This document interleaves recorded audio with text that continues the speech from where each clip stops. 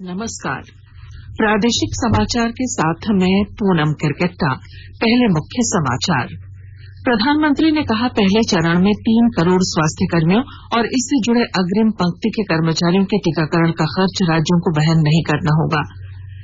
राज्य भर में पिछले 24 घंटों के दौरान मिले 144 नए कोरोना संक्रमित, 229 लोगों को स्वस्थ होने के बाद अस्पतालों से दी गई छुट्टी। उप राजधानी दुमका और चाईबासा में 3 दर्जन से अधिक पक्षियों की मौत। राज्य में अब तक बर्ड फ्लू की पुष्टि नहीं। और राष्ट्र आज युवाओं की प्रेरणा स्रोत स्वामी विवेकानंद की जयंती मना रहा है। झारखंड सहित देश भर में होंगे कई कार्यक्रम। और अब समाचार विस्तार से। कोविड-19 महामारी के खिलाफ देश एकजुट होकर लड़ रहा है।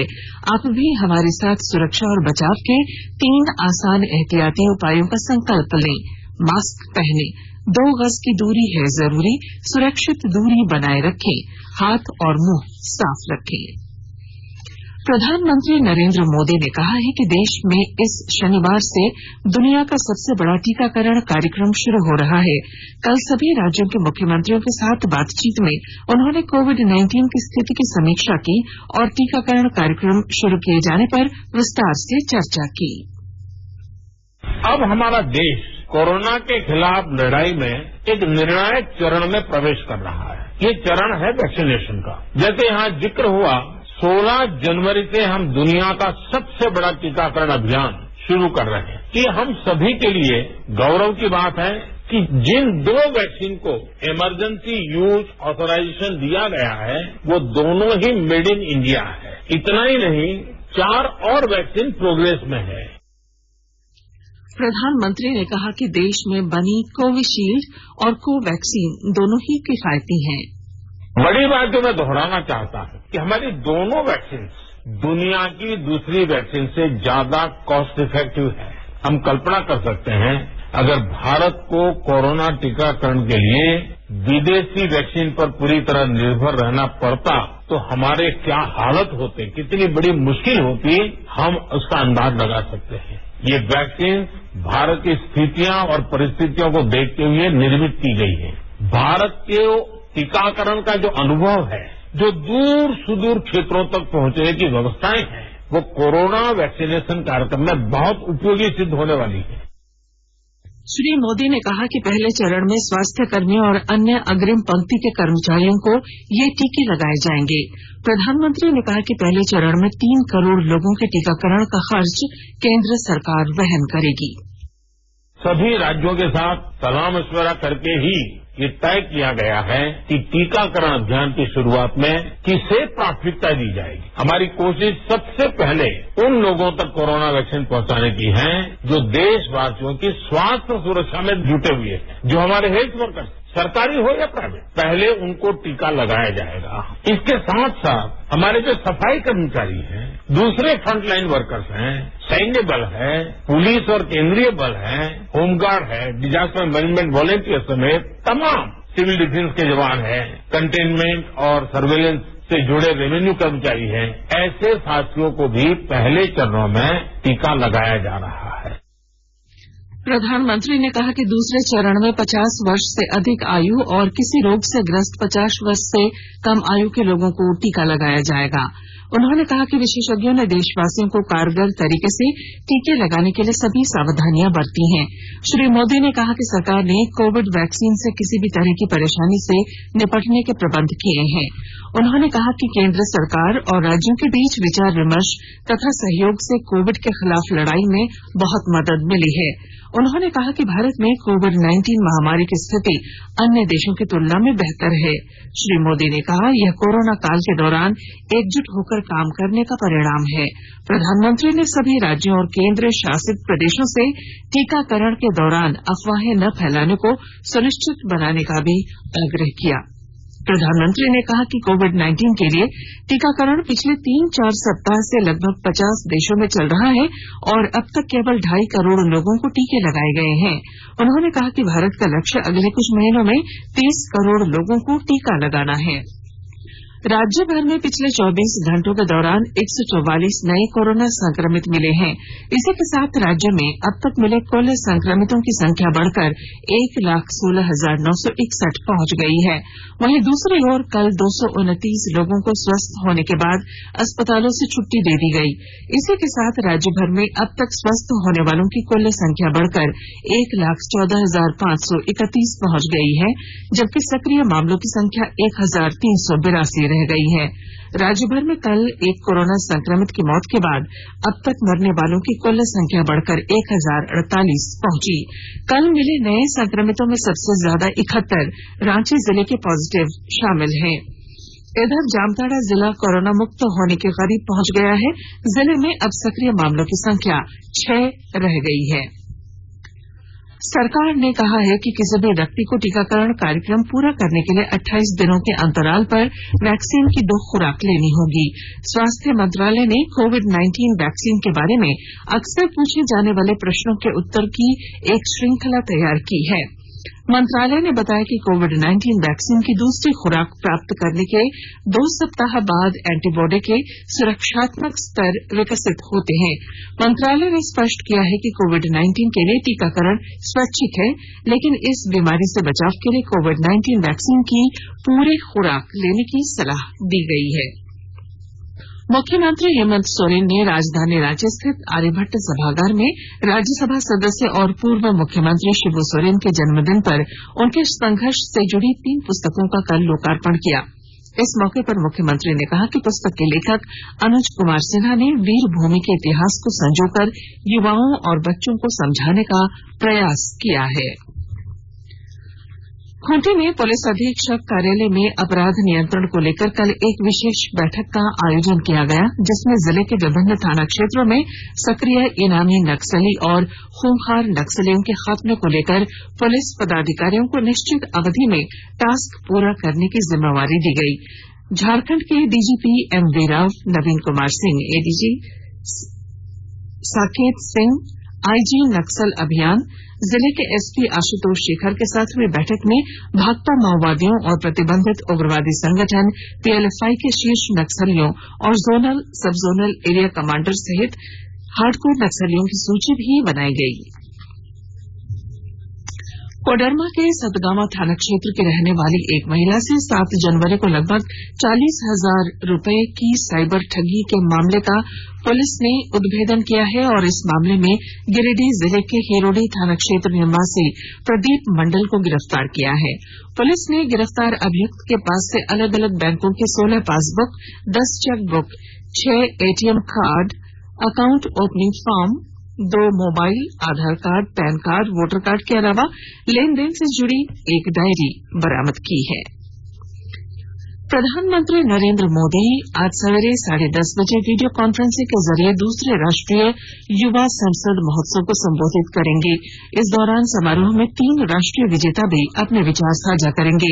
हमारे संवाददाता ने बताया है कि लोकसभा अध्यक्ष ओम बिरला, शिक्षा मंत्री रमेश पोखरियाल निशंक और युवा मामले तथा खेल मंत्री किरेन रिजिजू भी इस अवसर पर उपस्थित रहेंगे।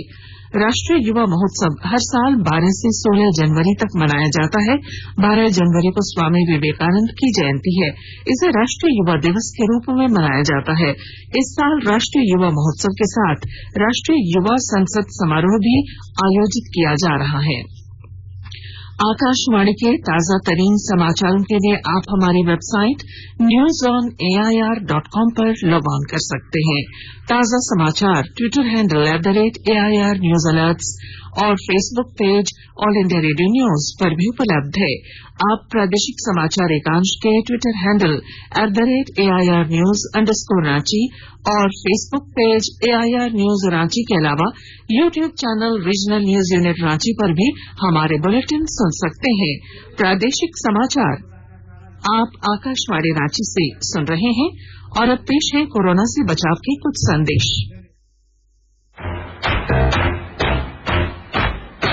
चलो एक शुरुआत करें, चलो एक फैसला आज करें, मास्क नहीं तो टोकेंगे, कोरोना को रोकेंगे, चलो एक इरादा कर दिए, चलो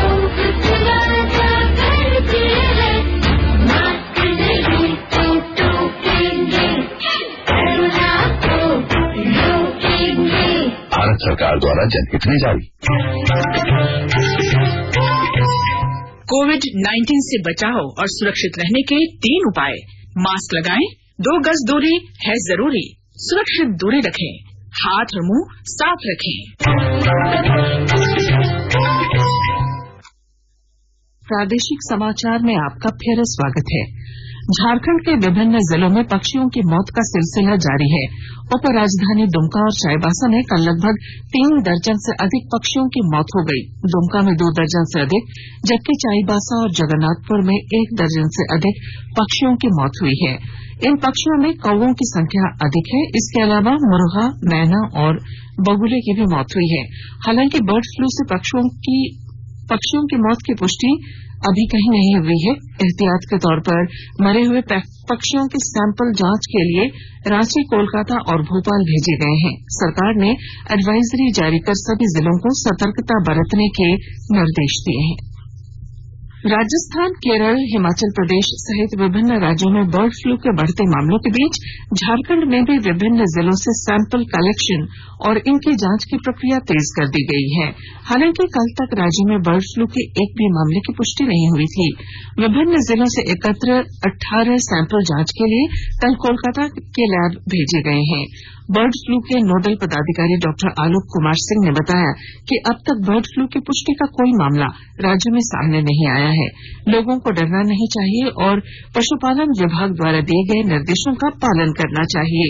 उन्होंने कहा कि बिरसा जैविक उद्यान और कुछ अन्य जिलों से एकत्र किए गए सैंपलों को कोलकाता की क्षेत्रीय लैब में भेजा गया है। गिरिडीह जिले में सरकार द्वारा चलाई जा रही लोक कल्याणकारी योजनाओं की जानकारी देने के लिए 30 जनवरी को जागरूकता शिविर का आयोजन किया जाएगा। विस्तृत जानकारी दे रहे हैं हमारे गिरिडीह संवाददाता। उच्च न्यायालय के आदेश के आलोक में गिरिडीह में 30 जनवरी को विकास मेला सह जागरूकता शिविर का आयोजन किया जा रहा है। गिरिडीह डीसी राहुल कुमार सिन्हा ने बताया कि शिविर के माध्यम से जिले के सुदूरवर्ती क्षेत्रों के ग्रामीणों को बेटी बचाओ बेटी पढ़ाओ दहेज प्रथा व अन्य कानूनों की जानकारी उपलब्ध कराना तथा उन्हें जागरूक करना है। डीसी ने बताया कि शिविर का मुख्य उद्देश्य ग्रामीणों को मुख्य धारा से जोड़ना और सरकार की कल्याणकारी योजनाओं का लाभ उपलब्ध कराना है। इस शिविर में सभी विभाग अपने अपने स्टॉल लगाएंगे तथा सरकार की योजनाओं की जानकारी देंगे। शिविर की सफलता के लिए जिले में नुक्कड़ नाटक के माध्यम से प्रचार प्रसार किया जा रहा है। रमेश प्रभाकर, आकाशवाणी समाचार, गिरिडीह। विधानसभा पर्यावरण एवं प्रदूषण नियंत्रण समिति के सदस्यों ने कल खूंटी में बैठक कर अवैध उत्खनन पर रोक लगाने का निर्देश दिया। विधानसभा पर्यावरण प्रदूषण नियंत्रण समिति के सदस्यों ने लोहरदगा, गुमला, सिमडेगा, सरायकेला खरसावां, जमशेदपुर सहित कई इलाकों का भ्रमण किया और अलग अलग जिलों के जिला अधिकारियों के साथ बैठक भी की। इसी क्रम में कल भ्रमण के अंतिम दिन समिति के सदस्य खूंटी पहुंचे और जिले के उपायुक्त, उप विकास आयुक्त तथा वन विभाग, खनन विभाग सहित अन्य विभागों के अधिकारियों के साथ बैठक की। बैठक में समिति के सदस्यों ने विभागों से प्रतिवेदन मांगा और जिले में चल रहे अवैध खनन पर पूरी तरह नकेल कसने को कहा। राष्ट्र आज युवाओं के प्रेरणा स्रोत स्वामी विवेकानंद की जयंती मना रहा है। देश के महान आध्यात्मिक नेताओं में प्रमुख स्वामी विवेकानंद ने विश्व को भारतीय आध्यात्म, वेदांत और योग से परिचित कराया। वर्ष 1893 में विश्व धर्म संसद में दिए गए उनके प्रसिद्ध भाषण के बाद वे पश्चिमी विश्व में लोकप्रिय हो गए। विवेकानंद 19वीं शती के आध्यात्मिक गुरु रामकृष्ण परमहंस के प्रमुख शिष्य थे। राज्य में टेरर फंडिंग के मामलों का अनुसंधान कर रही राष्ट्रीय जांच एजेंसी एनआईए ने कल रांची स्थित एनआईए की विशेष अदालत में रामकृपाल कंस्ट्रक्शन के पूर्व कर्मी मनोज कुमार यादव उर्फ मनोज कुमार सहित 4 माओवादियों के खिलाफ पूरक आरोप पत्र दाखिल कर दिया। झारखंड उच्च न्यायालय में लगभग 9 महीने बाद कल से फिजिकल सुनवाई शुरू हुई। न्यायाधीश एचसी मिश्र और राजेश कुमार की अदालत में कई मामलों की सुनवाई की गई। Ranchi Dhanbad intercity special train 15 जनवरी से चलाई जाएगी। ट्रेन के सभी कोच रिजर्व टिकट के लिए हैं। और अब अखबारों की सुर्खियां। राज्य में प्रकाशित होने वाले लगभग सभी अखबारों ने नए कृषि कानून पर उच्चतम न्यायालय द्वारा रोक के निर्देश की खबर को प्रमुखता से छापा है। नए कृषि कानून हो सकते हैं स्थगित, फैसला आज, शीर्षक को प्रभात खबर ने प्रमुखता दी है। रांची सहित राज्य भर में आज से मौसम में बदलाव और ठंड बढ़ने की खबर को दैनिक भास्कर ने पहले पन्ने पर जगह दी है। सिडनी में भारत और ऑस्ट्रेलिया के बीच तीसरा टेस्ट मैच ड्रॉ की खबर हिंदुस्तान के पहले पन्ने पर है। कोरोना टीकाकरण को लेकर देश भर में तैयारी की खबर अंग्रेजी दैनिक द टाइम्स ऑफ इंडिया और द हिंदुस्तान टाइम्स ने पहले पन्ने पर प्रमुखता से ली है। और अब बुलेटिन के आखिर में मुख्य समाचार। प्रधानमंत्री ने कहा, पहले चरण में 3 करोड़ स्वास्थ्य कर्मियों और इससे जुड़े अग्रिम पंक्ति के कर्मचारियों के टीकाकरण का खर्च राज्यों को वहन नहीं करना होगा। राज्य भर में पिछले 24 घंटों के दौरान मिले 144 नए कोरोना संक्रमित, 229 लोगों को स्वस्थ होने के बाद अस्पतालों से दी गई छुट्टी। उप राजधानी दुमका और चाईबासा में 3 दर्जन से अधिक पक्षियों की मौत। राज्य में अब तक बर्ड फ्लू की पुष्टि नहीं। और राष्ट्र आज युवाओं के प्रेरणा स्रोत स्वामी विवेकानंद की जयंती मना रहा है। झारखंड सहित देश भर में होंगे कई कार्यक्रम। और इसके साथ ही आकाशवाणी रांची से प्रादेशिक समाचार का ये बुलेटिन समाप्त हुआ। नमस्कार। घर में रहिए, सुरक्षित रहिए और सुनते रहिए आकाशवाणी।